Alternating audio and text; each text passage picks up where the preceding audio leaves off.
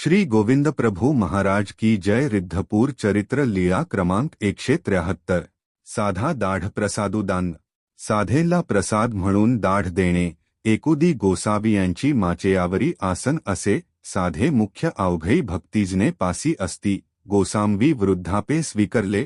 गोसांविन्यांचिया दाढा हालती होतिया।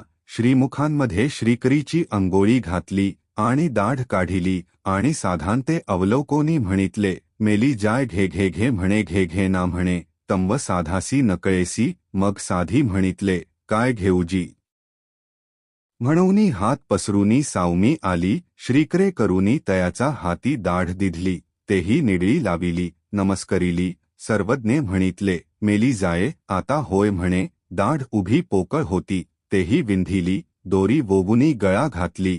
एका दिवशी सकाळी श्रीप्रभुबाबा राजमठामध्ये पलंगावर टाकलेल्या आसनावर विराजमान होते। तेव्हा समोर साधा आणि मुख्य करून सर्व गावकरी भक्तजन व महाजन बसलेले होते।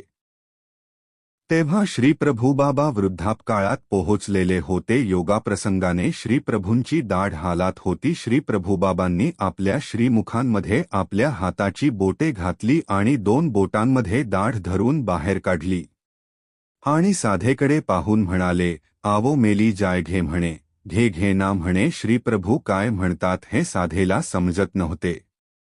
साधेने म्हटले, काय घेऊजी असं म्हणून हात समोर केला आणि समोर आली। श्रीप्रभुबाबांनी आपल्या हातात असलेली दाढ साधेच्या हातावर दिली। मग साधेने ती दाढ कपाळाला लावून वंदन केली। तेव्हा श्रीप्रभुबाबा म्हणाले, मेली जाय आता होय म्हणे। ती दाढ उभी पोकळ छिद्र होती, त्यात विणलेला दोरा घालून वोवून तिने आपल्या गळ्यामध्ये घातली।